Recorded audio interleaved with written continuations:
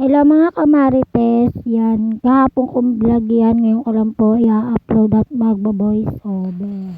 Bali, nagsayang na po ako dyan, wala na akong butane, naubusan na po ako ng butane yan, kaya kawin na lang po yung ginamit ko at nababagalan ako sa uling. Maghatid po kasi ako ng lunch ng aking panganay sa school at lunch ng aking mister dun sa kanyang trabaho. Kaya po ay maaga po ako nagsaing para po makakain na rin po yung mga kasama ko sa bahay.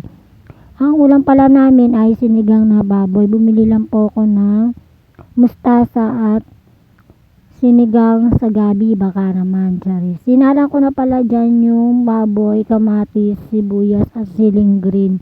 At para po mabilis maluto, pinakuluan ko na. Ayan, at para po mamaya ay kakain ng aking nanay at aking bunso bago kami umalis. Hanggang dito na lang po yung aking mini vlog. Maraming salamat po. Ingat. Bye po.